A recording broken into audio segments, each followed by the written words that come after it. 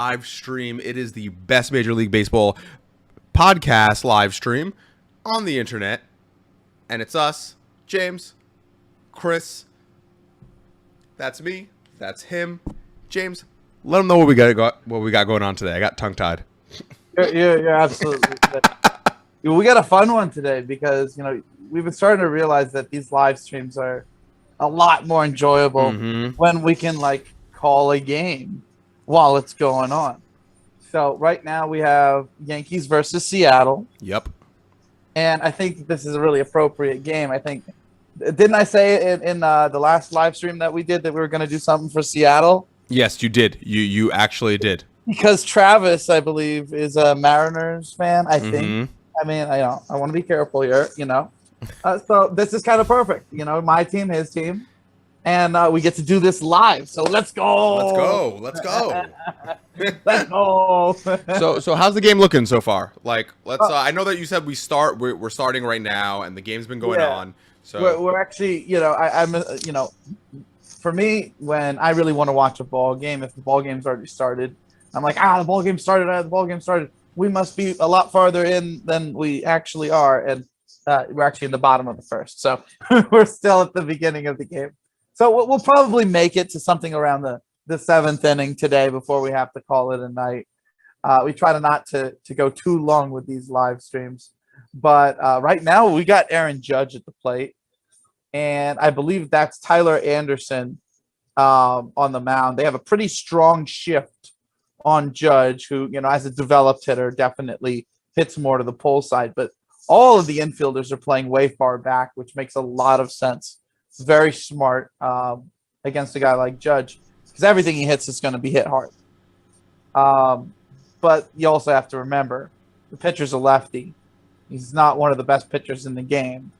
Judge is a righty. And nonetheless, he got Judge. He struck him out. So that is well done by Anderson. Lefty on righty, Judge typically would have the advantage there. This might be a first at-bat kind of thing. Maybe second time through the order, third time through the order. Judge has a little bit more success, but we will see as the night goes on. So, yeah, it's a pretty great way to start the night. Just like that, Aaron Judge, righty on lefty, and him losing the matchup despite having the handedness advantage. So, sorry to interrupt you. You're good. I actually wanted to comment on. So, what are your thoughts on everything going on with the Yankees so far right now? Are we, we're kind of in a down spiral a little bit. What are we? Chris, you remember what I said? I think it was 2-3 podcasts ago. You asked me a very specific question about the Yankees. Do you remember? Do you remember what that question was? I do. I remember. I asked a lot of questions, actually. I remember asking a lot of questions about the Yankees because it's something that actually really interests me, because back when, before we started doing this together and we started doing podcasts and live streams, I'm talking about way back when I was like in high school or whatever. I wanted to be into sports. I really wanted to be into sports. So if I wanted to choose a team for baseball, would have been the Yankees. So news and stuff about them really intrigues me. So I feel like when we do chat about the Yankees, I do ask you a lot of questions about what's going on currently. And I think one of my questions was, do we still have a chance to come back? Yeah. Do we still have a chance to come back? Is there is there any type of redemption story that's going to happen here? What's the deal? And you remember what I said? And you said, no, there's no redemption right now for the rest of this season. We've pretty much exhausted all efforts. But leading into next season, next year, if they keep... Stop. Don't help me. He's smiling right now because he knows that I'm listening. You see, I pay attention during these things. You said to pay attention to the lineups and the lineups they were doing well with, and that they're starting to pick the groove back in. And as long as they keep... I'm so bad with names. It was as long as they keep someone playing in a certain position or at bat at a certain time, that everything would be... There's a couple of things. So, all right. Let me break it down. So, Well, by the way, we have Nestor Cortez pitching for the Yankees. Really, it's two lefties pitching today that are both kind of funky and they throw off timing. And new Yankee Jonathan Davis records the out in center field. I need to learn a little bit more about why they added Jonathan Davis. He very much seems like a defense and base running first player, not anything particularly special. But, I'll look into that. Yeah, no, I thought that the Yankees this year had no chance officially at getting to the World Series and winning it, right? But I do want to bring up something that I did mention. I was about to be like, so is there a chance? I'm like, no, I'm joking. Well, there's no chance of the World Series. Yeah, there's no chance. but what there is a chance of is clearly a playoff spot. And that's the one thing that I kept reiterating is that like, no, this team's not a World Series team, but this team will still win enough probably to get to the playoffs. And the lineup combination, everything should work out well. It's not necessarily based off of where they put one guy in the lineup, although certainly the biggest difference that they could do is when Frazier does come back is bat him lead off so there's no pressure on him and he can just be himself, because he's been put back and forth and back and forth. He's dealt with so much. He needs the least pressure just so he can settle back in as the kind of guy that we all know he can be. The guy that I mentioned specifically wasn't actually necessarily, so long as they do something with keeping him, it's more of dealing him. They got to get rid of Stanton. They got to find a way to get rid of Stanton. I've thought of different ways where they can do it. The most recent of all of these different ways in which Stanton could be traded, that would work. I don't think that the Dodgers would take him on anymore, but I do think the Giants might be willing to take him on, and I don't think that he'd be against going there. Similar to the Padres, you kind of have all three teams compete for him. He's got a no trade clause. You have to remember he'd have to be willing to go to a certain team. But he grew up a Dodgers fan. And certainly joining the Giants would have a lot of significance if you grew up a Dodgers fan, even if you don't end up joining the Dodgers as the rival team. There is a little bit of emotional background there. It's kind of like when you see people who grow up Yankees fans and they end up being a Red Sox player. I think that there's a little bit of an easier transition there. Because you're just so used to having an emotional tie to that team. Yeah. It's like, Yankees, you guys didn't want me anymore. You sent me to your rival. Well, watch what I'm going to do to you. I think that's kind of happening with Ottavino right now. But I do think that the best way that the Yankees could unload a guy like Chapman is to send him to a team like one of those three teams in the NL West. I think Stanton has proved he can be healthy this year.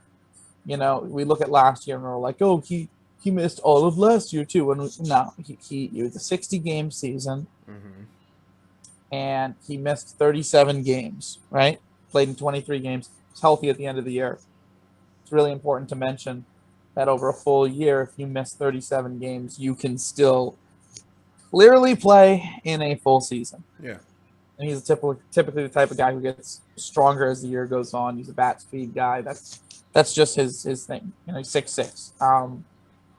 As the year goes on, it's easier for that type of athlete competing that much to start getting their limbs into the places that it needs to be to operate at a higher level. It's the bat speed theory, really.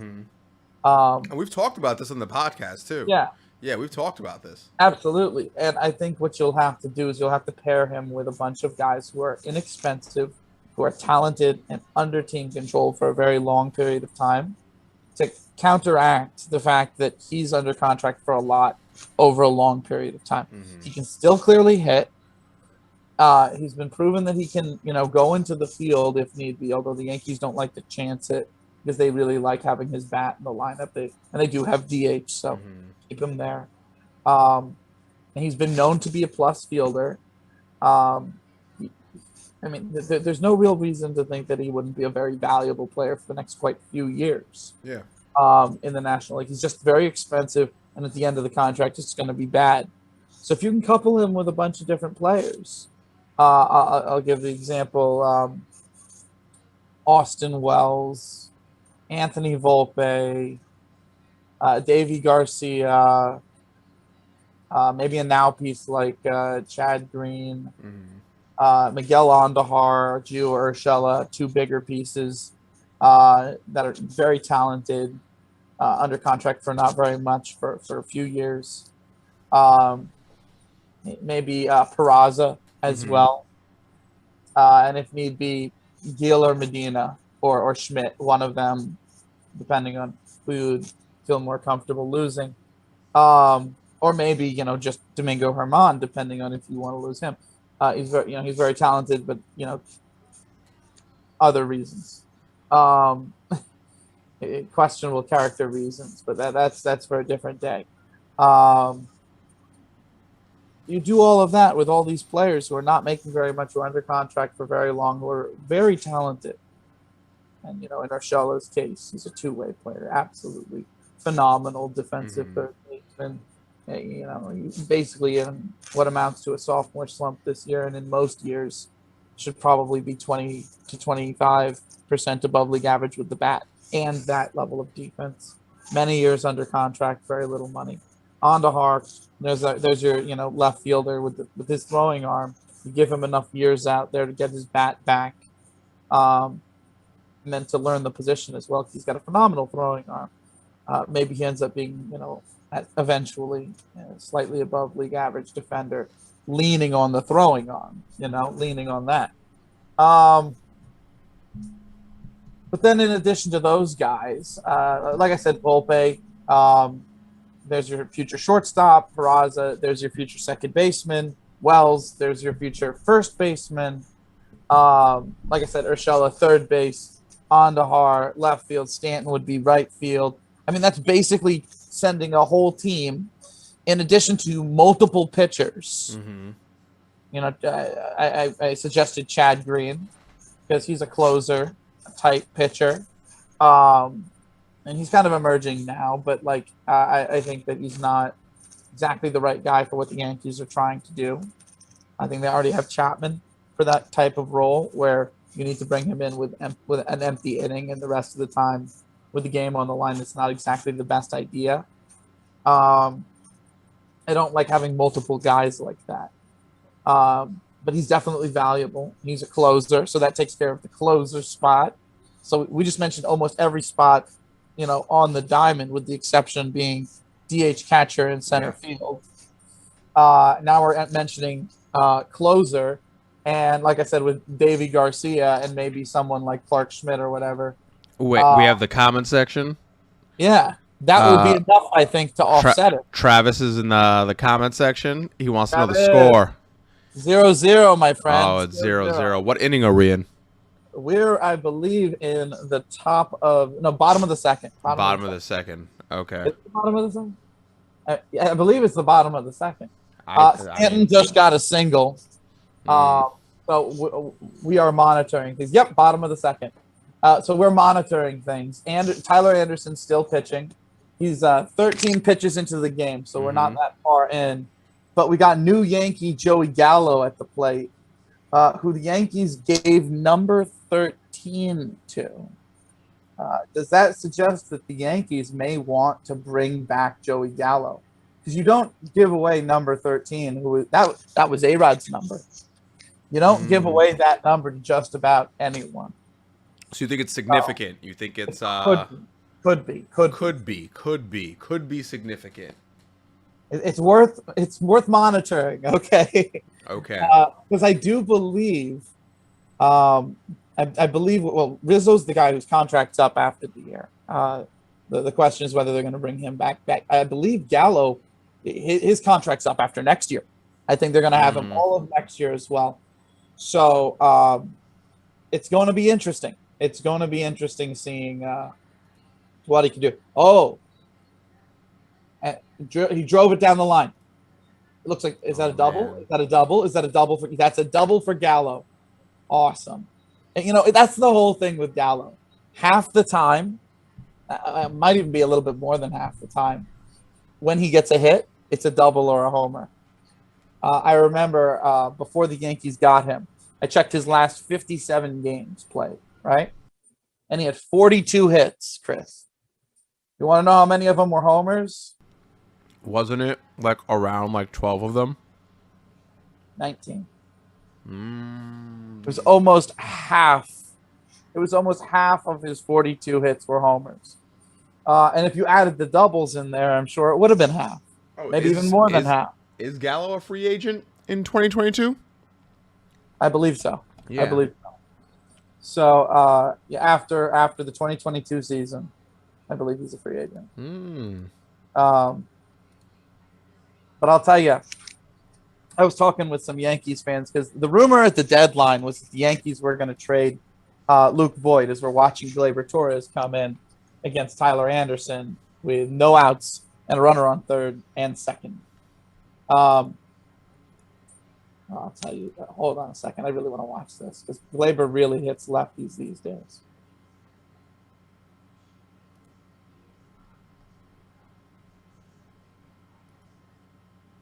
What's the deal? Yeah. Hold on. All right, this is going to be really exciting. Oh man. So it's 1-1 right now. The count's 1-1. But at the deadline, Luke Voigt was being discussed as a possible player to be traded, right? Chris, you there? Oh, my mic did it again. I'm Yeah, sorry. it did the thing. I'm like, my mic did it again. Yeah. I You're don't know good. what. So yeah, no. To get back to the subject, because I'm sorry, we're getting a little distracted here watching the game. That's But the point, though. We got to get Right, distracted exactly. watching the game. I mean, we're It's a big commentary moment. on the game. I'm like, you got to be talking about the big moments that happen. So two balls, one strike. 2 balls, 1 strike. Gleyber Torres, lefty on righty. He has got the advantage here. And Travis says he thought Voigt was for Story. Yeah, exactly. I thought Voigt Yeah. was going to go for somebody like Story. Yeah. Exactly. Yeah. I think Voigt's probably going to get used sometime in the offseason, likely for a pitcher. I've heard, Scherzer doesn't really want to come east. Scherzer would be a fantastic fit for the Yankees, but the Yankees need to go get another ace. Likely going to be somebody who's not a big leaguer. Likely going to be one of the prospects in the game who's like a future ace. That seems to be kind of the way that Cashman leans with his acquisitions of pitching, is guys who are just becoming aces rather than guys who have been aces, or guys who are aces but should be aces for a while. Mm-hmm. Even with CeCe, he did that. I believe he got CeCe at age 28 years old. But yeah, I think that if we look at Cashman saying, okay, I'm going to trade Luke Voigt, and if we talk about the Stanton trade, right, with all of those low money long-term players of value going with him to balance out the contract. Here's the pitch, another foul. So we got a full count here, 3 balls, 2 strikes. If we talk about all of those moves happening, right, that kind of frees up the lineup. Andahar out of there in the Stanton deal, Urshela out of there in the Stanton deal, Stanton out of there, Luke Voigt out of there. And it got me thinking about what the team could potentially be. Which is, and I'm not talking about with another foul ball there. And I'm not talking about with this game is definitely more exciting than last week's. I'm not talking about with additions here. I'm not talking about I'm talking about with basically the same guys and maybe like the re-signing of Rizzo, right? Because other than that, you could be like, oh, what if they get this guy? What if they get this guy? Well, if the guys are already there, then it's basically okay. What if they retain? And that's a lot more realistic. So if they move those players, they move Voigt, Stanton, Urshela, Andahar. I was thinking about what the lineup could look like: lefty, righty, or the other way around: righty, lefty, righty, lefty. And I think that's actually a lot more realistic about how they probably do it. But Sanchez would still be the catcher. Torres would still be the shortstop.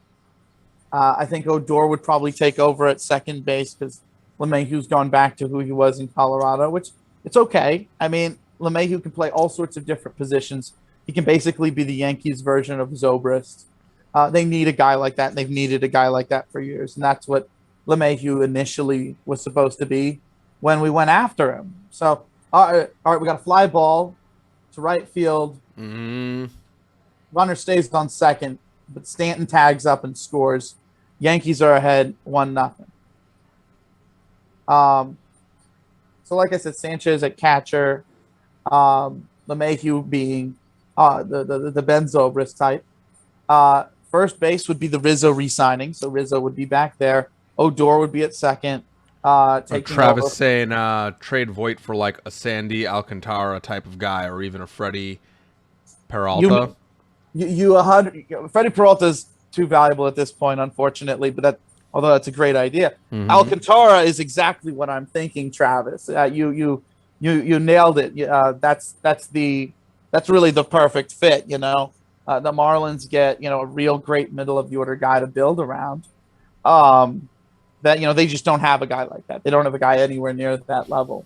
And the Yankees get a 100-mile-per-hour throwing young ace. 100% Travis. Great idea. Travis Hole says Stanton won't be traded because nobody will take him.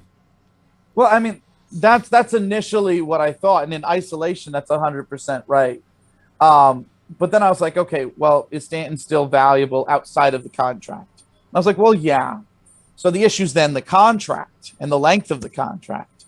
So I was like, well, how do you offset that many years of possible bad value?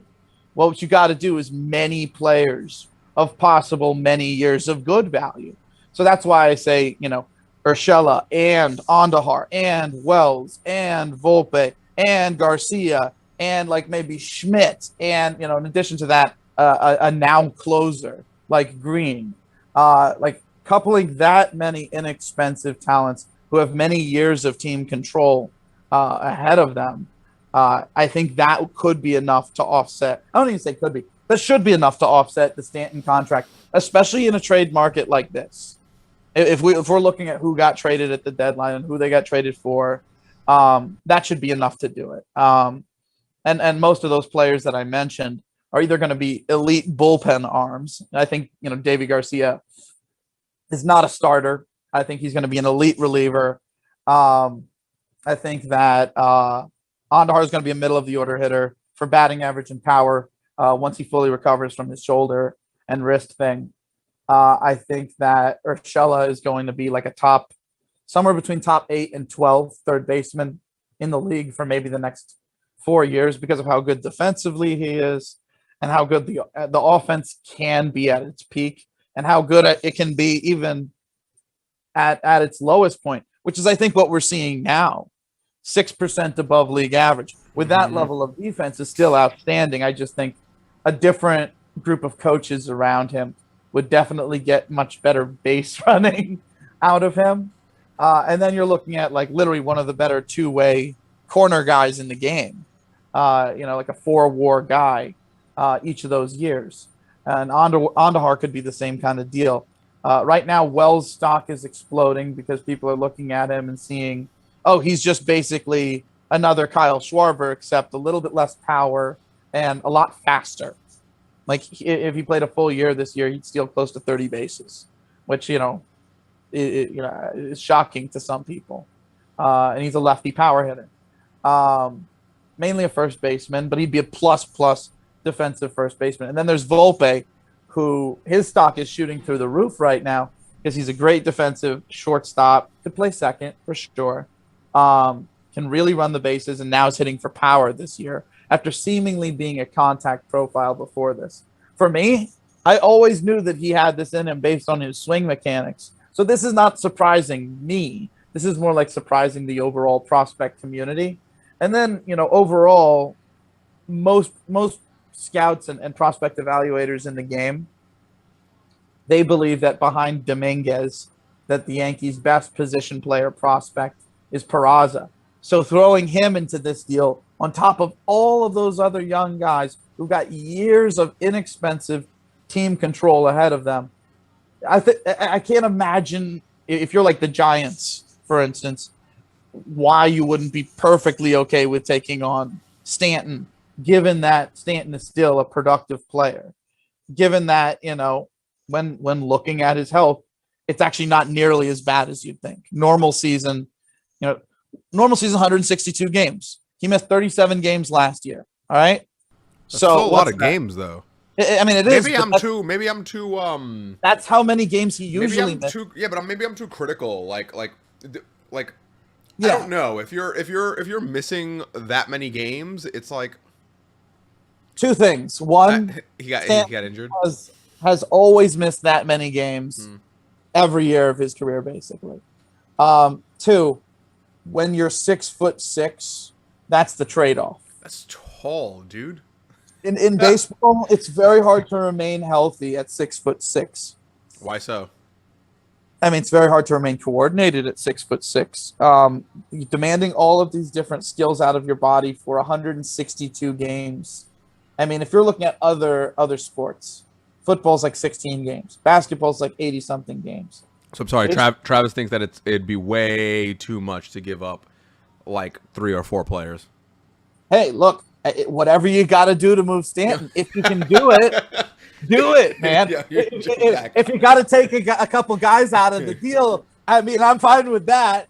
But I think it must be done. I think it's got to be done so that the Yankees can really have enough payroll room to feel comfortable and enough payroll room to go out there and re-sign Judge and Sanchez, because their contracts are coming up quick. And then, of course, with all the other players that the Yankees have, like they can afford to deal all of that and really not lose a single step. Mm-hmm. And basically, after moving all those guys and even moving Voit for Alcantara, which would make the Yankees rotation dynamic, what you'd be looking at, well, by the way, we got a runner on first and a runner on second now. So the runner on second is still there, but now we got a runner on first and second. A pop up to the catcher. Whoa, almost collides with Seager. 2 outs now. 2 outs. So the Mariners are almost out of this, only allowing 1 run. Okay? Oh, I had to update us. So looking at what the team would look like, right? Basically looking at what the team would look like. We were making our way around a little earlier. I said Sanchez catcher, Rizzo at first, Odor would be at second with LeMahieu in that kind of Zobrist role. Torres would be at short. Another year getting used to the position. You got to remember, it's been a few years since he was a shortstop. He was a shortstop all coming up through the minor leagues, and he's still getting used to a couple of things. How to play certain bounces is certainly one of them. And that's one thing that I've noticed in recent games he still has trouble with. He plays back on balls that he should be confident about and charge. But I think he's smart enough and he's good enough with the finer things at short where he'll be fine. But you'll understand why I mention this next thing. I'll get around to this next point because this is a little bit more radical. Travis thinks he honestly thinks Sanchez is gone when his deal's up. Maybe. I mean, it all depends on who it all depends on who they can get. I think honestly that Sanchez, he's figured out how to stay healthy over a full year this year. He's figured out how to manage the strike zone this year. I don't think his conditioning is here at all. I think next year, if he can get his conditioning down, he's going to put up some really big power numbers. And I also want us to watch him over the next month, what he does coming back from COVID.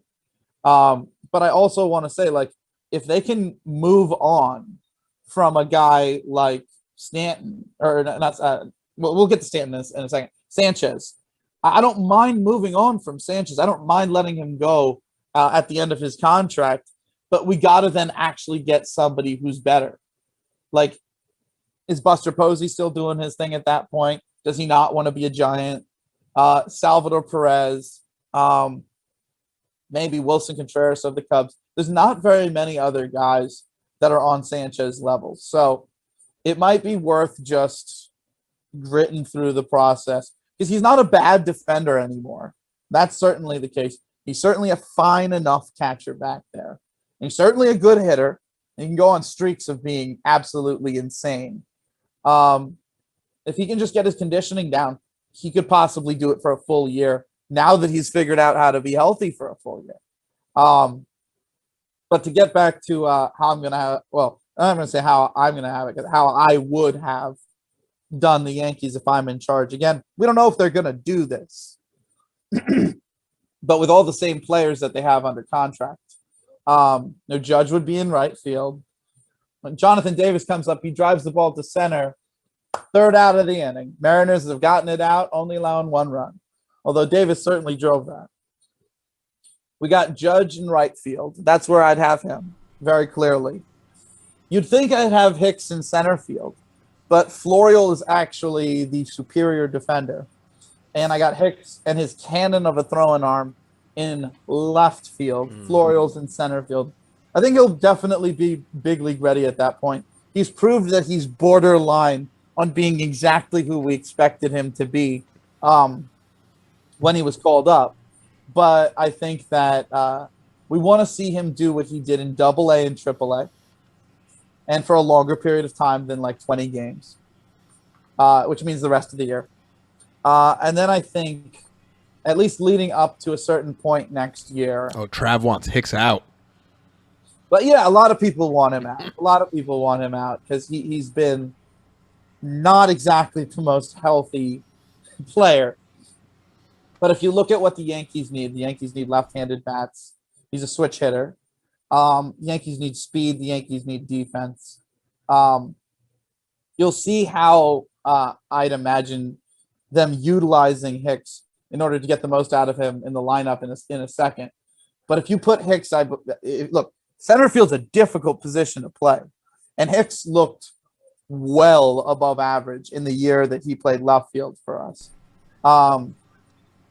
I'd venture to imagine it might keep him healthier, putting him there and alternating him between there and DH, which is a part of the reason why I'm also so okay giving up Voit after giving up Stanton and Andujar, because the DH is somebody who's going to alternate in left field, in theory, with Hicks.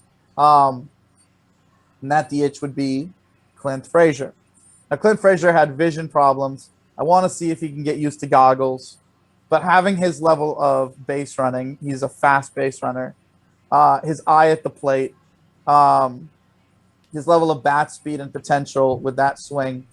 I think if the Yankees move on from Boone as a manager, Frazier, what are the chances of the Yankees moving on from Boone? His contract's up after the year. Okay, but what's to stop them from renewing it, though? That's the question. I doubt it. Given like Cashman gave him the vote of confidence, and then Boone exactly wasn't what we had hoped for after that point. I doubt he comes back. Okay, but isn't it about who you know? Well, it's about how the lineup works, right? So if you're constantly moving Frazier in different spots of the lineup, he's going to remain unconfident, and the skills are never going to play. Like, he's got a great eye at the plate. He's got a great swing. He almost never swings. Like, his swing rate is non-existent. And he also almost never swings outside of the strike zone or on the edges of the strike zone. He's, like, legitimately afraid to swing, which is a travesty given his swing, given the bat speed, given all that he does. So in theory, having him at DH to start the year and then alternating him with Hicks to keep Hicks a little bit healthier. I'm sorry. I gotta interrupt you again because it's really funny because I'm like I pull up my web browser and I Google like would Aaron Boone come back and everything. So like you laugh, every article from the top going all the way down to next is like 3 replacements. Bye, Aaron Boone. And it's like, yeah, like, okay, everything's right. replacement, Right. Goodbye. We should We're get rid of him. And on the same page. And like These are like real like news websites too. Like Yeah. Okay.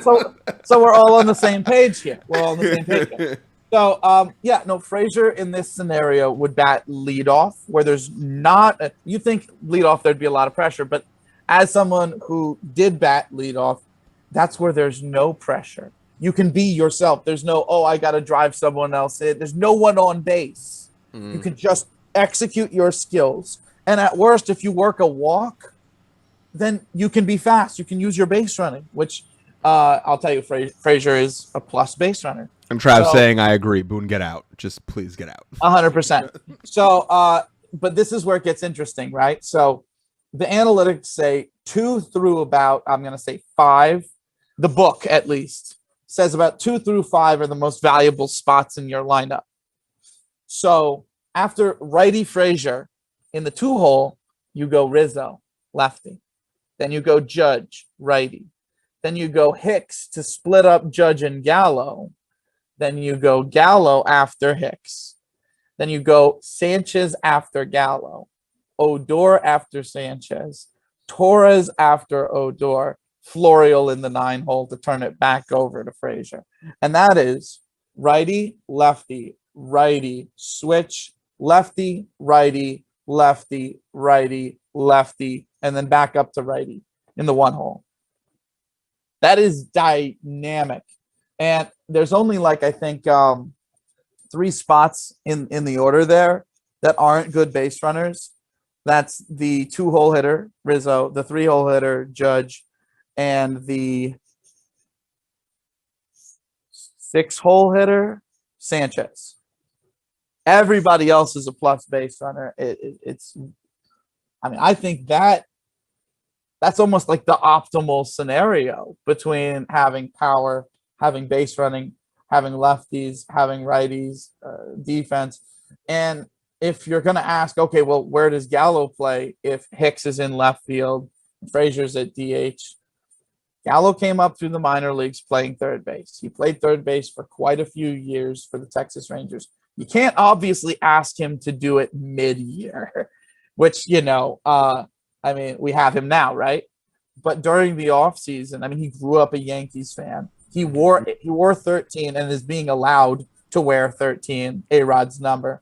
Because of A-Rod, he grew up, like initially he was going to wear 2, but 2 was already taken. So he started wearing 13 in honor of A-Rod. So A-Rod was a third baseman. He grew up playing third base. He played big league third base. Like, ask him to learn it, like, not learn it, but go back to practicing it this offseason and stick him over at third base, just so everybody can get enough at bats, so you can fit in everybody and get a full season out of them. And if anyone gets hurt, be it Frazier or be it, Hicks, you just bring up Greg Allen, who has been a spark plug for this Yankees team.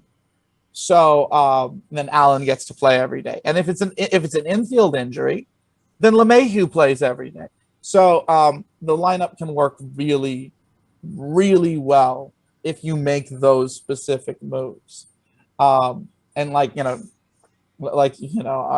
buddy Travis said, if the Yankees can get a guy like Alcantara, with what Tyone is doing, with who Garrett Cole is, with Severino coming back, with someone like Luis Heel, with someone like Luis Medina, should he figure out the strike zone again, with Montgomery seemingly gaining velocity every single year, which makes sense as a bigger guy, getting used to full seasons at the big league level, gaining more and more velocity just to fill out his body.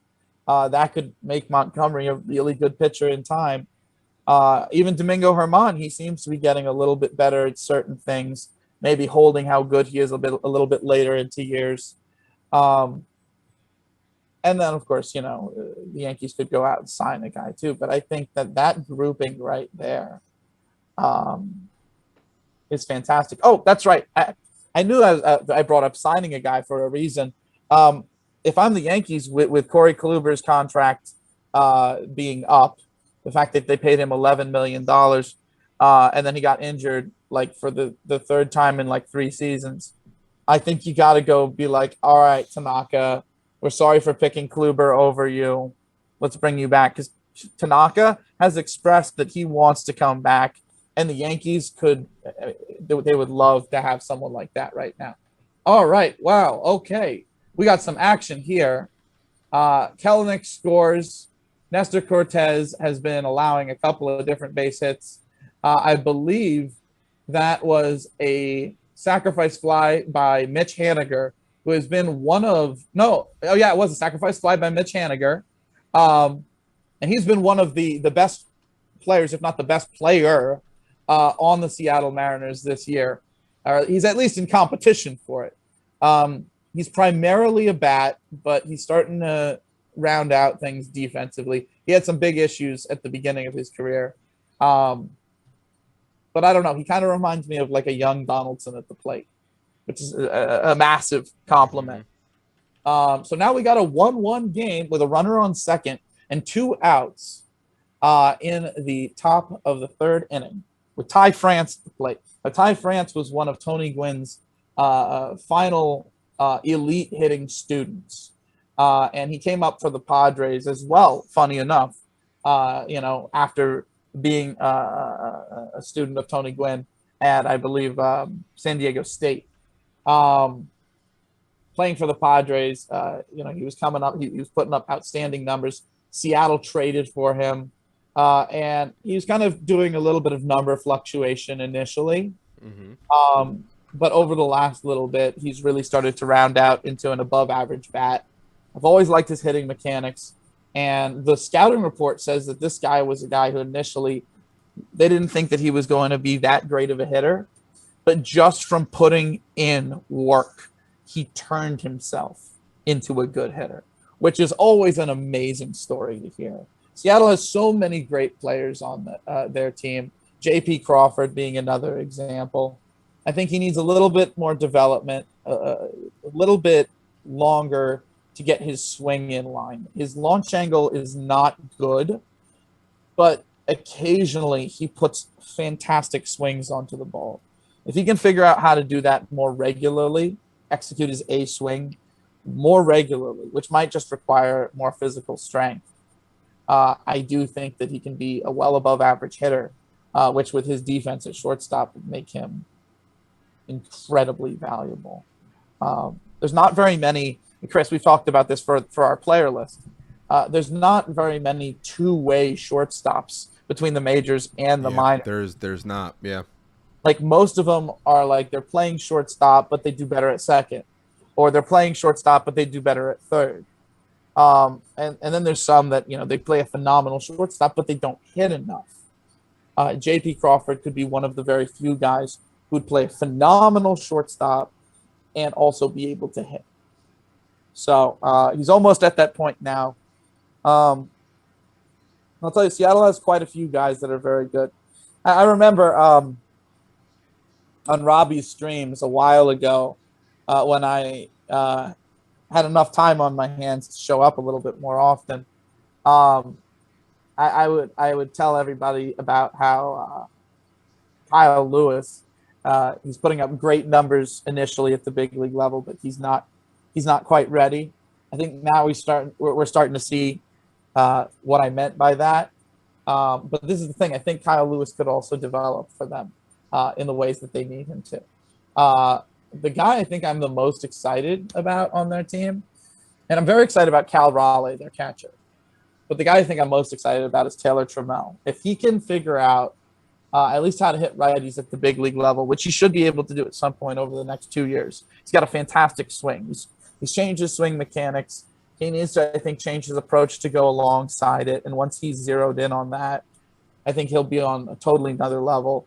I think he'll definitely hit righties. But he is such a phenomenal defender and such a phenomenal base runner that, he's immediately going to get comparisons to like Carl Crawford. So he's probably the guy I'm the most excited about from Seattle. If I was trying to make a deal with Seattle, that's who I'd go for immediately. Travis just said Gleyber Torres is in that category where he played shortstop and should play second. And then also mentioned Robbie, and he goes, Robbie's how he found your podcast. So yeah. Look, I'll tell you, Robbie's great. Robbie's absolutely great. I'd love to do some work with him. But you're absolutely on the money again. Glaber would be a much better second baseman than he'd be a shortstop. It's kind of like thinking about Tim Anderson. He's like that at shortstop, man. But if you put him with his size at third base, like I think he'd be a phenomenal third baseman. You could say the same thing about Corey Seager, although he's had some really phenomenal defensive years recently, and I think it's worth giving him a little bit longer at shortstop to see if he can still bring that back. He wasn't.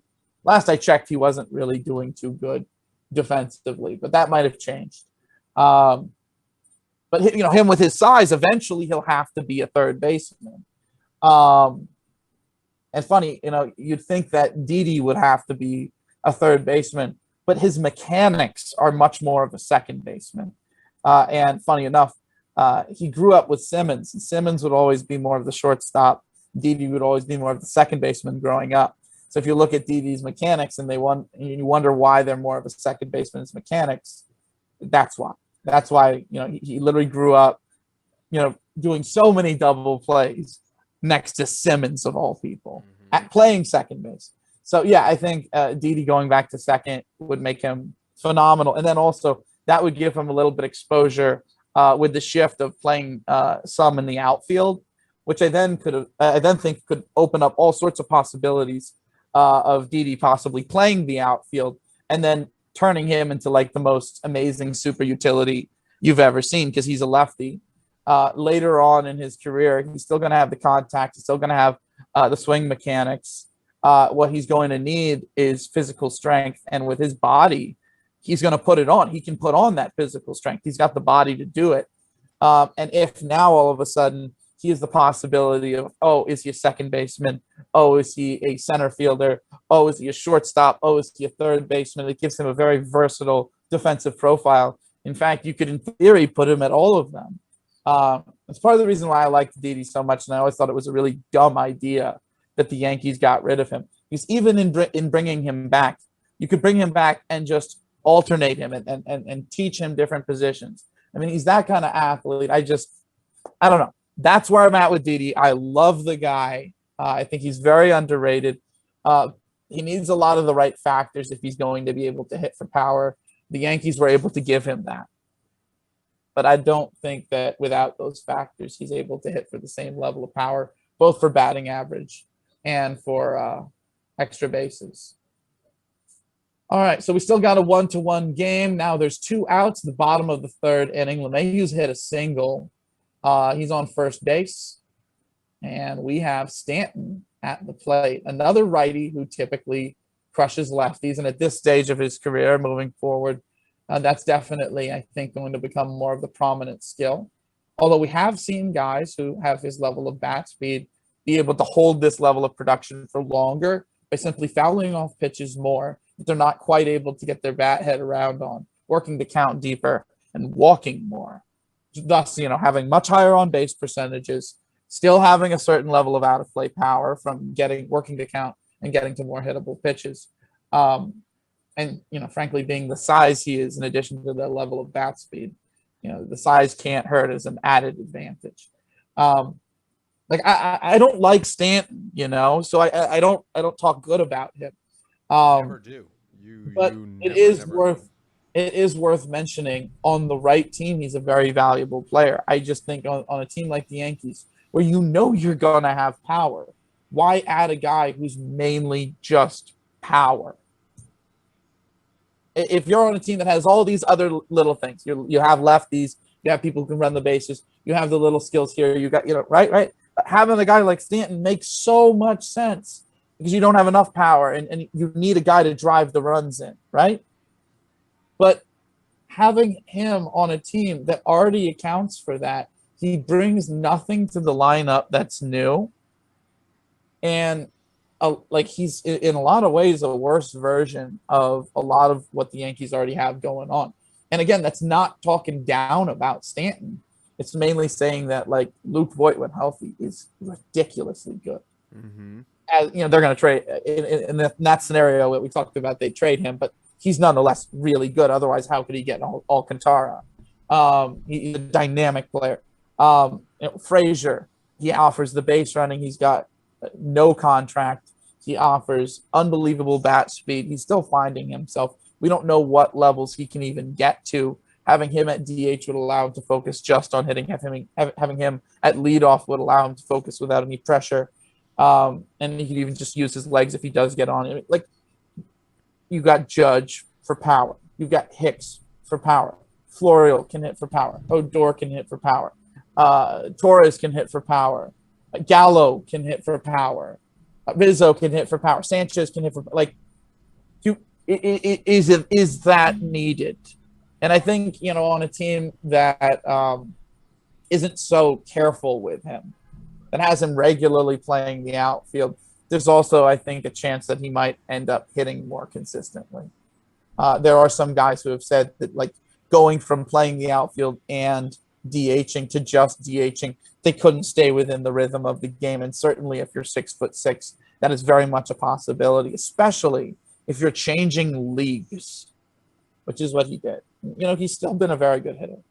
Well, maybe they thought more power would just help increase their chances of winning. I mean, well, look, here's the thing. I've met Cashman all of one time, and it was one of the coolest days of my entire life. And he talked to me about a couple of things that he likes to do. And one of the things that he imparted onto me, and we talked about it, it was kind of funny, is that he likes really big players. He likes really physically huge players. Mm-hmm. And he never explained why, but I started thinking about it, and I was like, well, which guys are going to be, players who can last a long time? Which guys are going to be like players that you can sign to long-term contracts? Which guys are going to be like, if you're physically built and you're on the bigger side, in theory, you will hold your ability longer. That's been historical. In addition to that, if you're bigger and you're just executing, what your approach is at the plate, you might unconsciously have zone coverage in addition to be able to be somebody who gets on base and who hits mistake pitches. So I understand where he's coming from there. And, bigger guys in theory can cover more ground defensively, which was probably the idea with Stanton and Judge in left field, right field.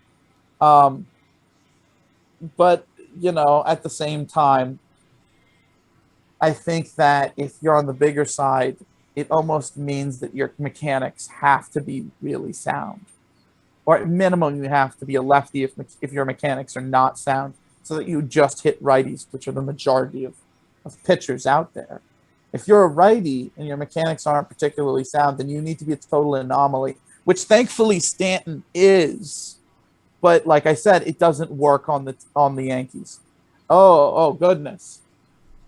Seager pulls a ball down the line. Yeah, Trav, I tell James all the time, James, you gotta turn your lights on, man. No one, we can't really see you. The lights. Yeah. Let me pull this over here. Yeah. Oh, hello. So Kyle Seager, Corey's older brother. We were just talking James, about. it's still a little dark. You might want to turn those. What is going on? Yeah. You might want to turn. You know what? It's the camera itself. That's really what it is. It's the camera. Yeah. This should help things. Yeah, it's the camera. So let's sit it down. Let's see. Let's see. It's the camera itself. Every time it adjusts, it like darkens your image, and then it looks great right now. It looks on my end. I'm trying to not move. Okay, I'll do my best. We got to get you like a ring light or something. That way, you could just turn it on right in front of you. Well, yeah, I'll have my ring light sent from Arizona. Oh, yeah, that's right. You already have one. Yeah. So, Kyle Seager just hit a home run, and Seattle is now ahead by 1 run. So it's 2-1 game. Nestor Cortez is not happy with himself. I'll tell you, I absolutely love Nestor Cortez's mustache. And another fly ball out to right, and Judge has it, and we are. Is that the first out? I believe that's the first out. Cool. All right. Hold on. I lost. What was I talking about, Chris? Before the lighting. Yeah, before the lighting.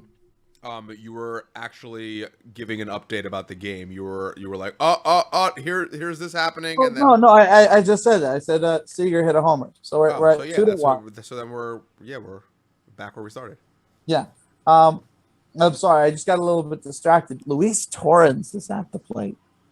I want to talk about a former Yankee prospect. Back in the day, there was the big I'm question. sorry, Trav's like he loves Cortez's mustache and how he changes his Oh, form. thank you, Travis. Yeah, yeah. Like I was about to mention something about Cortez. Travis saving us like again and again. He's the hero that we need. Yeah. So Cortez, he I don't know if it's politically correct to say this, but like in the most complimentary way, in like not a mean way or a teasing way, he looks like Mario. And it's the coolest thing I've seen in a while. Like he's got the Mario mustache. And like, yeah, I'm absolutely with you, man. Like he changes up tempo, he quick pitches. I mean, he may not be the best pitcher on the planet, but he's super fun to watch. But yeah, Luis Torrens used to be a Yankees prospect. Fun story. In the middle of the Yankees catching prospect days, where Higashioka was in the minors and Torrens was in the Yankees farm system and Sanchez was in the Yankees farm system. Montero was almost at the big league level and Cervelli was down there and John Ryan Murphy was down there. Um, there was a few others that were down there as well, but it was a whole bunch of different catchers that the Yankees were trying to sort. Oh, Romine. Um, there were so many. There were so many that the Yankees were trying to sort between to find like their catcher of the future. And Torrens was one of the guys who they were thinking about, and they realized eventually like he might give enough defense to be okay back there, and he has a good contact bat, but he doesn't have enough physicality to give us what we want Mm-hmm. from catcher. So they ended up moving on from him, and I knew he was going to be up at the big leagues at some point. So it's really cool that we're seeing him here. And whoa, that's a good swing by him. Ball to center field, and that is the second out of the inning. And there we go. But yeah, no, it's really cool seeing a guy like that after all this time. Because I knew he was going to find his way up. I knew he was going to find his way up to the show. Um, Man, they got Tom Murphy, they got Luis Torrens, and they got Cal Raleigh. Three catchers. I'll tell you, Cal Raleigh is the guy. Cal Raleigh is on our list. That is a guy. If you look at his numbers in AAA, the level of power in play and out of play that he was hitting for while not striking out, and also at the same time not having a patient profile reliant on mistakes to hit for that level of power, it was incredibly impressive. And if he can even play defense at anything close to a competent level, he's going to be something. Mm-hmm. Assuming that those numbers are like not an aberration, because my goodness, I mean, outstanding production. Um, Trav all saying right. Jesus Montero. Ha ha ha. Oh my God, Jesus. Jesus, sorry, Jesus. Yeah. Oh my God, I know. Funny story about Jesus Montero.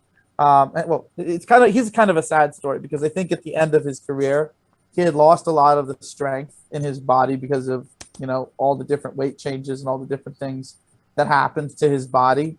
But with the right defense, or not the right defense, what am I talking about? Lineup protection. With the right lineup protection around him and the right ballpark, I always thought like there was one point where he could have still been a hitter, but nobody really wanted to give him a shot because of the scouting report said that he was not the easiest guy to get along with. But at one point in time, he had gained so much weight after he had left the Yankees, which I think really made him depressed. After he left the Yankees, he was like, "What's my career going to turn into?" It's like, bro, relax. You're like 21 years old or whatever. Mm-hmm. But he gained so much weight that scouts like in like AAA who went to see him, like I don't know what the scout exactly was thinking. Maybe he was thinking that this would motivate him like humiliate him to the point of motivation, but it didn't work. He sent an ice cream sandwich down to the dugout for him, and apparently Montero tried to fight the scout. Yeah, Really? that's What? wild, right? That's Yeah. I mean, think about that. You know, you're way overweight. You're depressed as a ball player because you left the Yankees and you joined the Mariners, who are not exactly the greatest team at that point in time. Um, you've gained all this weight. You're not doing well, and you're not doing well mentally, clearly. And some scout sends you an ice cream sandwich. You know, you'd almost be feeling like the world's against you, and then scouts are against you too. I mean, it's a sad story, but at the same time, like, dude, if you're gonna be a big league ball player, you gotta be prepared for like conditioning yourself. You gotta be compared. You gotta be prepared for being um, coached. Um, that is what it is. These things happen. Um, but yeah, Jesus Montero low, very much low. I'll tell you the one that is the heartbreaker as far as Yankees prospects go. Actually, there's really two. All right, there we go. Ground ball double play. Oh yeah, it was on 2 outs. So no, that's just the third out.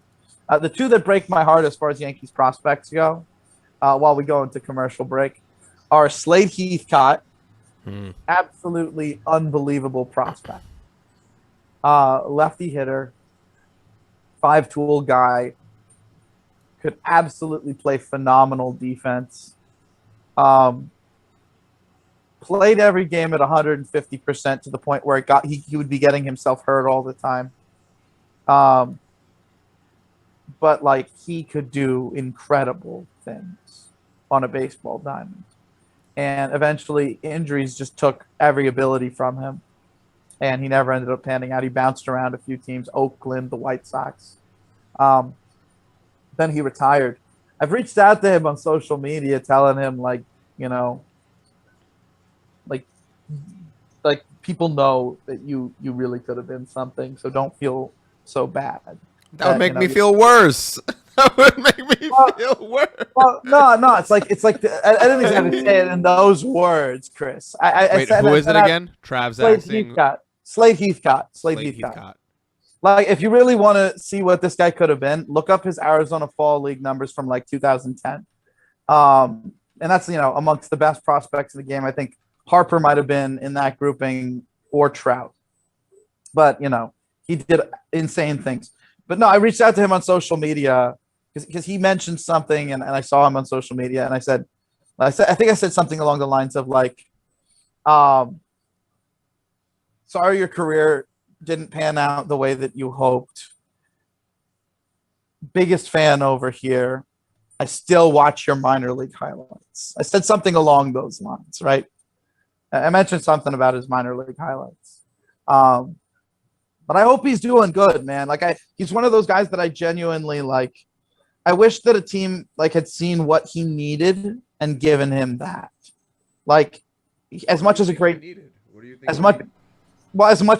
defender as he was in the outfield, you needed to take the toy out of the kid's hands because he kept getting himself hurt. You needed to play him at first base or play him at DH. He'd not be happy at all at DH. So it'd have to be first base. But as a left-hander, it would have made absolute sense. He would have been very fast for a first baseman. Mm-hmm. But yeah, he would have been an absolutely phenomenal. He would have been a phenomenal first baseman. Probably would have kept him a lot more healthy. And then with the level of hitter that he could have been, might have let him just focus on the bat. It just didn't turn out that way. And then the other guy that like breaks my heart is Jabba Chamberlain. And they messed him up by putting him rotation bullpen. They should have stuck with one or the other. And knowing his conditioning, they probably should have stuck with the bullpen. And they should have probably like put him in position to become Mariano's successor as the closer. And if they had, if things had gone the right way, I mean, technically, he probably would still be in the Yankees bullpen. Wait, he's a pilot now? Travis said says I didn't realize he's now a pilot. Slade Heathcott? is a pilot. That's awesome. That's really cool. My cousin got her pilot's license. She said so much of it is automated these days. It's basically like the planes fly themselves. You know, you get up there, the takeoff is difficult. You know, that's one of the more risky points.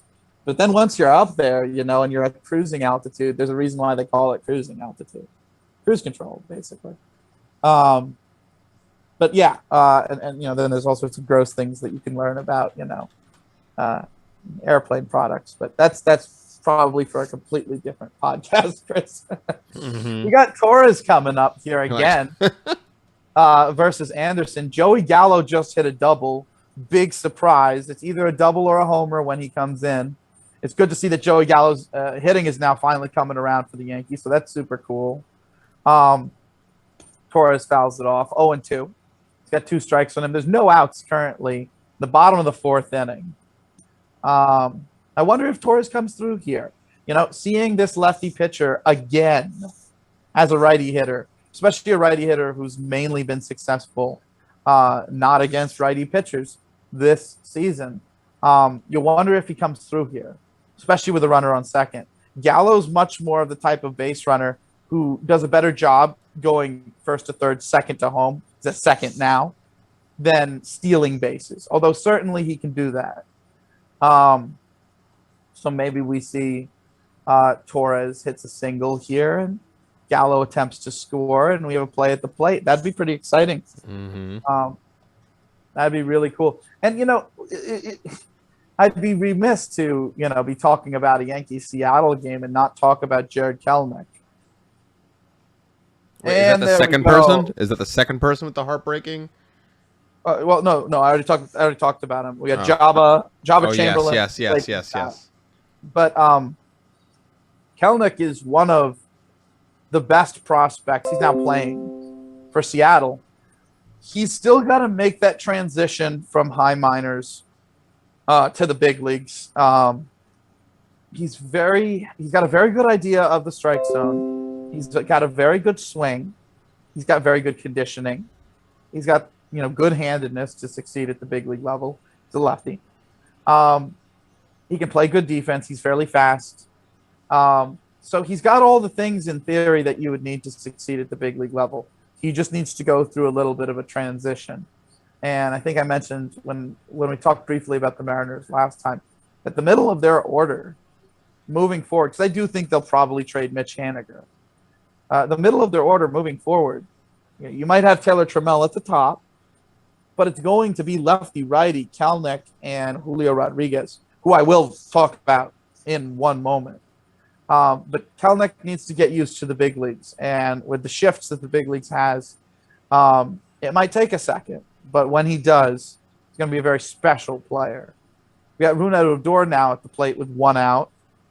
I believe he's got 2 strikes on him already.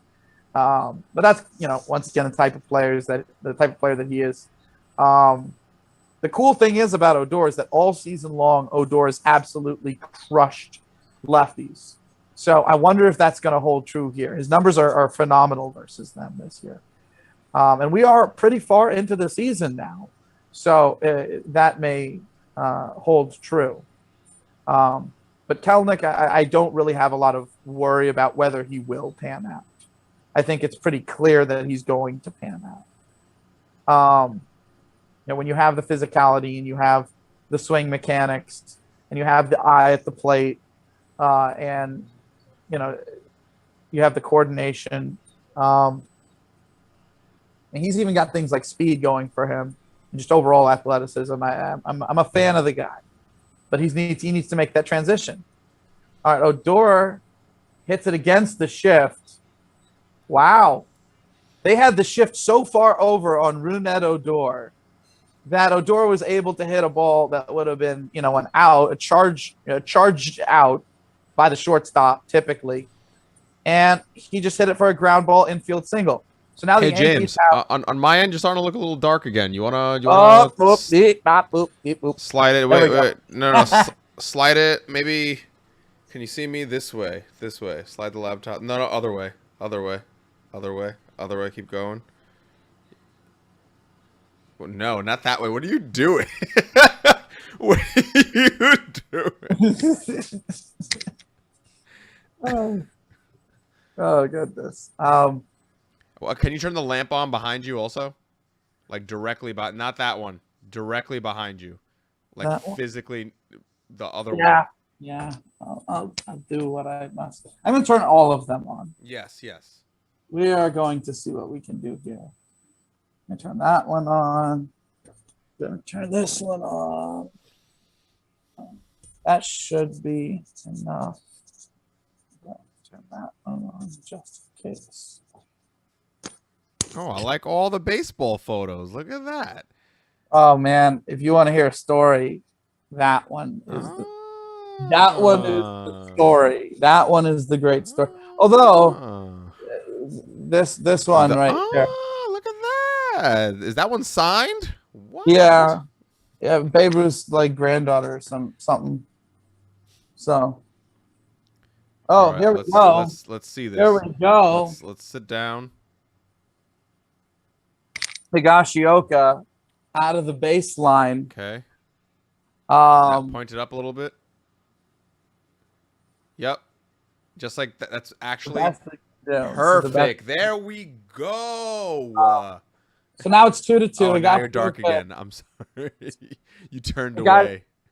Higashioka just hit one up the baseline, and he ran out of the baseline, which, you know, that's an out, right? But the Yankees scored. So now we officially have ourselves a game, Chris. We got a game. Trav saying he thinks he has that first one also of Yankee Stadium. That first photo. That photo. Which one? The one on your wall. The big one? Yeah, the big one that you just passed by. That is the stadium, the photo of the 2009 World Series championship from when they won it. So I don't know if that's the one that you have, Travis, but that's what that big one is. And there's a story that goes with it. I'll probably tell that one at some point in time. So now we have a game. It's 2-2, Chris. 2-2.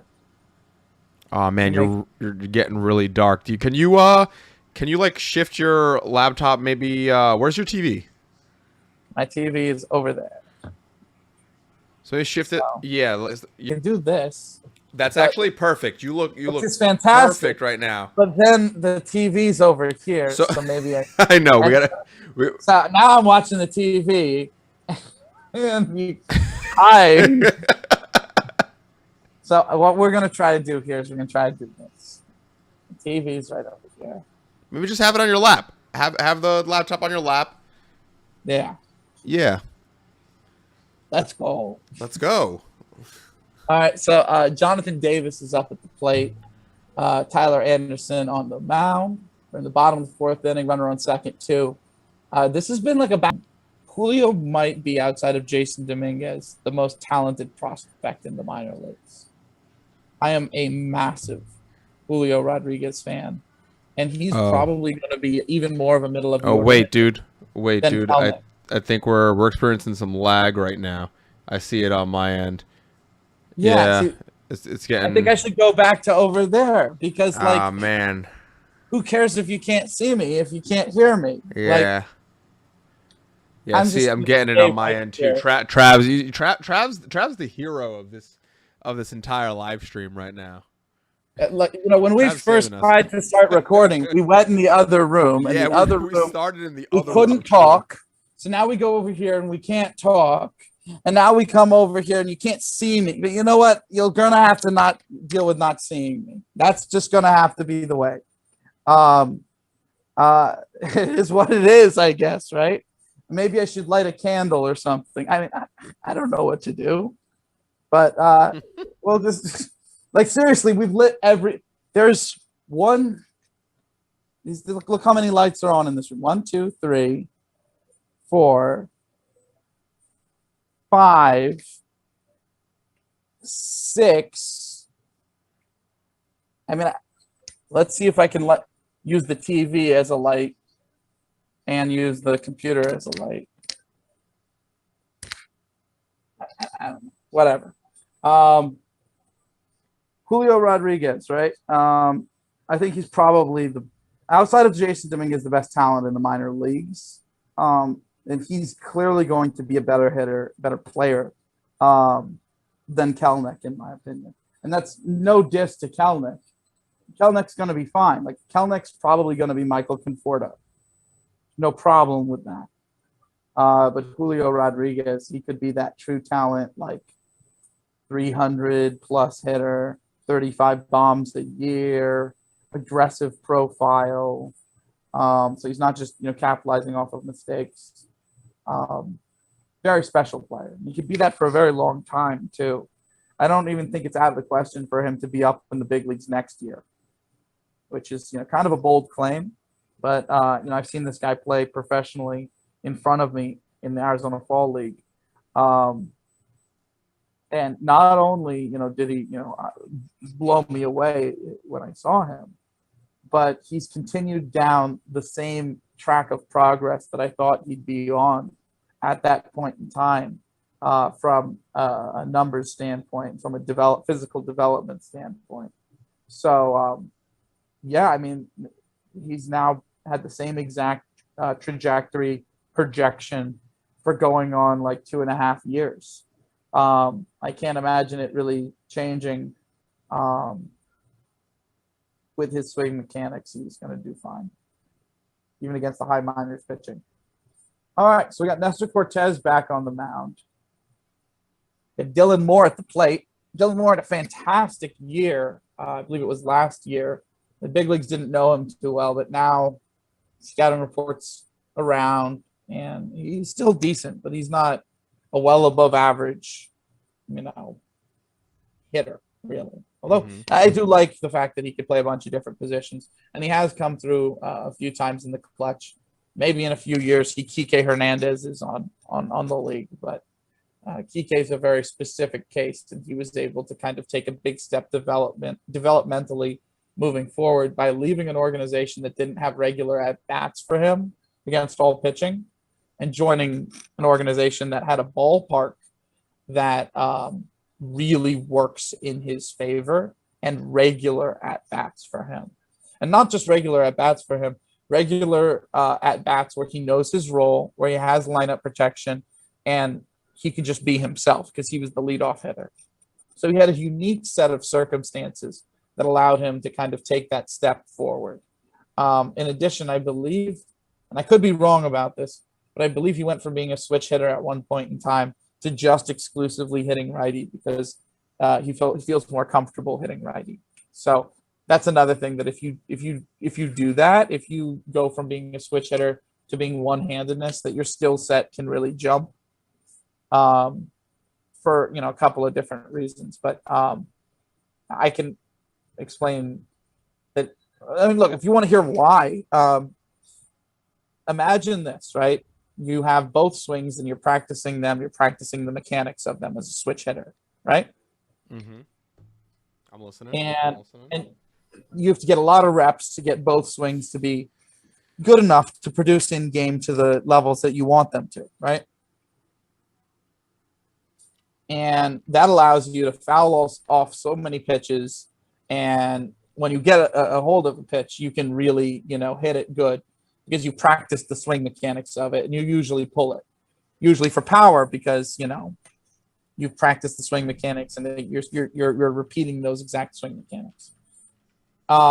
If you start going from that profile to a profile where you only have to focus on one swing, then you have all of this extra time to focus on fine-tuning the swing mechanics, fine-tuning, how you're going to go about, your swing mechanics and approach against different types of pitches. It's a lot less that you have to focus on having at a certain level, and you can focus more specifically on what skill that you're best at and add to that skill.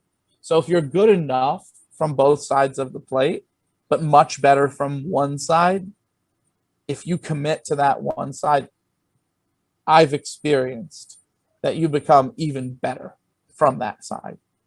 But then again, some people are so even from each side of the plate that it's not worth doing that. Like Hicks is very even from both sides of the plate. But then you got guys like Cedric Mullins. Mullins was a switch hitter, but he's more natural from the left side of the plate. So he just frankly stopped hitting from the right side, and his career took off. So different guys have to do different things in order to emerge. Mm-hmm. Like I'll give another example of one thing a guy had to do to emerge. Chris Taylor, he came up to the big leagues as like a shortstop, second baseman. He's a Dodger. No, I feel like we talk about him a lot. We do. We call him Fisherman. Yes, Fisherman. yes. He's a swing change guy. He was okay, and then back down to the minors before the swing change, and then he executed a swing change, and he got it really down. Mm-hmm. And all of a sudden, he's a stud, and he's been getting better ever since. Same thing happened with Justin Turner. He had to change his swing mechanics. Same thing happened with Josh Donaldson. But funny enough, with Josh Donaldson, with Justin Turner, he joined a lineup that gave him lineup protection, so it gave him time to catch his breath. And he also wasn't used consistently, so he had time to work on the swing mechanics in between playing.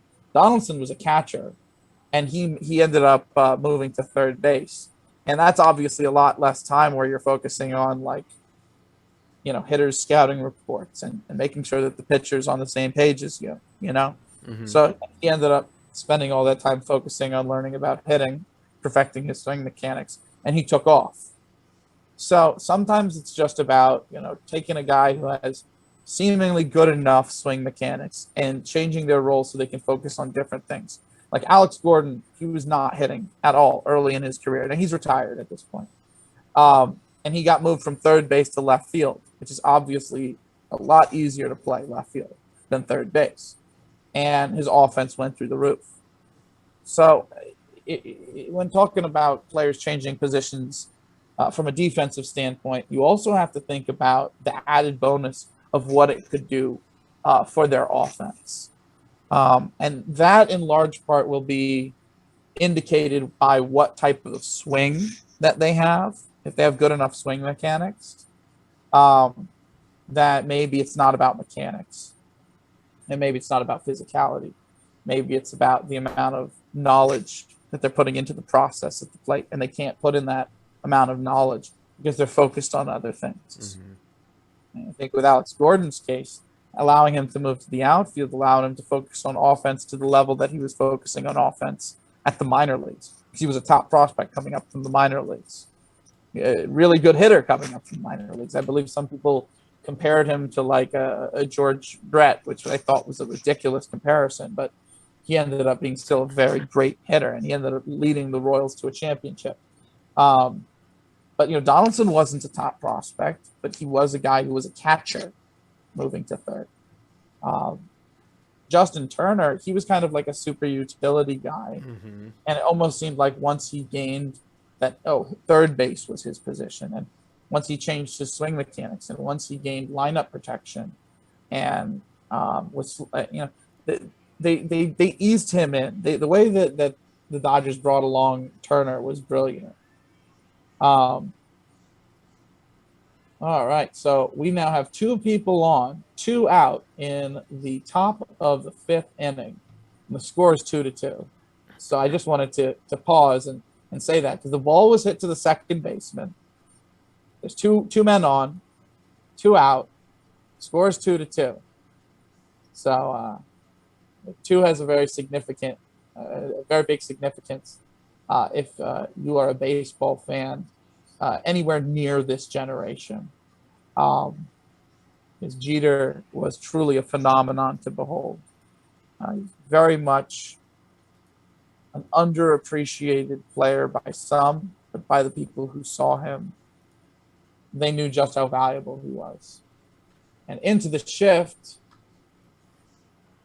they just got Seager at first base for the third out, but I'm going to be honest with you. He might have been safe. Let's see. They got him. Anthony Rizzo. Wow. Stretches just enough to get Seager. That was close. I thought Seager was safe there, but we are now going to the bottom of the fifth inning. This is a fun game. It is a fun game. This This is is a fun, way fun more game. exciting than last week. Oh, Last week's game was like dry. It was it was so slow. yeah. And that's what I'm trying to say. Like, okay, based off of just this alone, okay, is a baseball game better if it's shorter, or is it better if it has more action? It's And more infinitely, action. yes, infinitely better if there's more action. Stephanie In, just yelled that he was out. yeah, he was out. He was out. I'll tell you, it's interesting. You have to look at players differently in this era because so much depends on ballpark, so much depends on lineup protection, so much depends on all of that type of stuff. I was thinking about it, right? Could you imagine, right? I mean, first off, Seager in Seattle is not really the greatest. He's okay. He's good. Trav's sorry, we were making a point before Trav said more action. Definitely Yeah, more no, action. We were talking about shorter or 100%. more action. Yeah, and I'm gonna also agree with the both of you. I'm gonna say more action. I mean, Like, yeah, but like I said, with 100%. But like I said with Seager, if you were to take Seager and you were to put him in Boston's lineup or LA's lineup or New York's lineup, you get him lineup protection. I guarantee you he'd be a much better player. And that's what people don't really think about is what happens to these players if they get all the factors in their favor: ballpark, lineup protection, platooning, maybe positional optimization. Um, Once you're able to look at those things, everything starts kind of changing. Now, some guys, it's too late to change things. Like I wouldn't go and take Kyle Seager, who's a third baseman, and move him to left field and hope he Alex Gordon's. But it may not be the worst idea to take someone like Kyle Seager, move him to first base so he can, focus on bringing back some more of that hitting. And then when there's a tough lefty in, you platoon him with somebody who's also maybe your backup catcher. mm-hmm. Get him lineup protection so that he's getting more pitches to hit since he's focusing more on offense. You bring him into a ballpark that's more conducive to lefty pull power because he's a pull lefty. He'll do a lot better. But a lot of front offices they don't think about these things yet on this level. I mean, they're getting closer. They're clearly getting closer to thinking about things in a baseball sense again. But I fear that they're getting too cute with it, so to speak. Like, okay, with the Moneyball thing, the Yankees used to get way too cute with it, where it was everyone is, a power hitter, everybody gets on base, and it doesn't matter their defense, and it doesn't matter, like, you kidding me, And I think that it's cool to have teams come around right now that are built the exact opposite way. But I don't think that, a team that you'll have to have base running and you'll have to have some of the finer things if you're going to succeed that way in today's game. I almost am like really like I'll tell you if the Red Sox did not get Kyle Schwarber, I'd be a little bit worried about them because I think that with Aaron Boone as the Yankees manager, they've definitely capitalized on that with so much of the Yankees team just being redundant and so many injuries happening. I think they've capitalized on that. With what I said about the Blue Jays before the year coming true, about them being a fourth place team, the Red Sox have definitely capitalized on that. And the Rays are in a little bit of a transitionary period where they're going from guys who are polished to guys like Franco and Lowe and Brujan. And they're still a great team and they're still going to win the division. But I definitely think some of those periods of time Boston has definitely gained in there. I think before the year I said Boston was probably going to finish in second place or third place, one or the other. I think without Kyle Schwarber, I think that they even might still end up finishing somewhere like third place. Yeah, Mm-hmm. I think right now they're going to finish in second place. I think the Rays are going to finish in first. But since they got Schwarber, The Rays are gonna finish in first. Yeah. What? Oh yeah. But I think that Boston, now that they got Kyle Schwarber, as soon as he's back from this injury, I think that alone, even with the additions of Gallo and Rizzo, um, I think that's made it so that Boston, I think they have an edge up on the Yankees in the wild card game. I think if we're looking at what the wild card is going to be, I think Boston's getting the first spot. I think the Yankees are competing for the second spot, and I think they're probably going to get it. They've been playing at a much better level for over a month now. But, I think they're probably going to get knocked out pretty early. So. Man. Are we on? We're on commercial break. No. Judge just walked. No. So, we got a runner on. Mm-hmm. Stanton's coming up. I got to say, I don't like the idea of, I think that was Judge at least. I'll tell you, they have Judge, Gallo, and Stanton, and all three of them are massive human beings. I believe Gallo's 6'5", Stanton 6'6", Judge is 6'7". So we got Stanton at the plate. It's either Gallo or Judge at first base. I hope it's not Judge who just walked in and is at first base, because it's a bad idea to bat Judge back to back with Stanton. They do not need to be batting back to back. If you have a lefty in between them, it's a little bit better, but it's not outstanding. It's not what you really want. I think it was Judge, which is kind of terrifying. But maybe they're thinking, hey, it's a lefty, so they'll be unstoppable or whatever. I don't know. Whatever.